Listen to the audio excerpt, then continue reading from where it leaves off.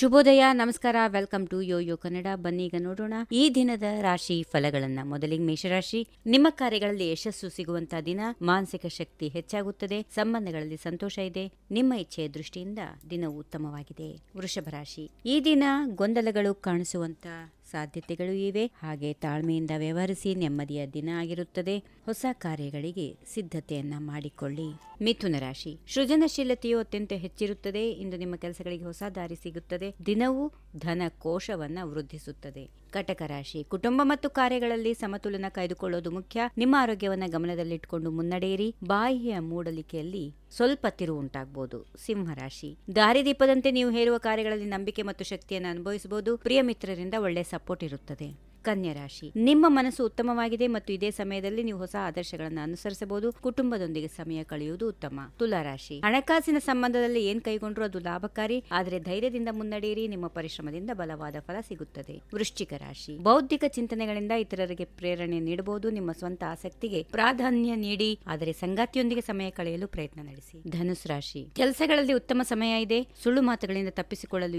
ಎಚ್ಚರ ವಹಿಸಿ. ಪ್ರೊಫೆಷನಲ್ ಸಂಬಂಧಗಳು ಉತ್ತಮವಾಗಿವೆ. ಮಕರ ರಾಶಿ. ಸಾಮೂಹಿಕ ಕಾರ್ಯಗಳಲ್ಲಿ ಯಶಸ್ಸು ಸಿಗುತ್ತದೆ. ನಿಮ್ಮ ಕ್ರಿಯಾಶೀಲತೆ ಮತ್ತು ನಿಯಮಿತ ಉತ್ಸಾಹವು ನಿಮ್ಮ ಹಂಬಲವನ್ನು ಹೆಚ್ಚಿಸುತ್ತದೆ.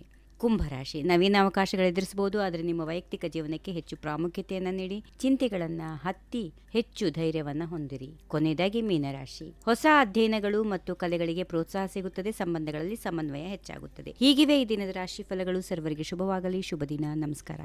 ಈ ವಿಡಿಯೋ ನಿಮಗೆ ಇಷ್ಟವಾದಲ್ಲಿ ಲೈಕ್ ಮಾಡಿ, ಶೇರ್ ಮಾಡಿ, ಸಬ್ಸ್ಕ್ರೈಬ್ ಮಾಡಿ.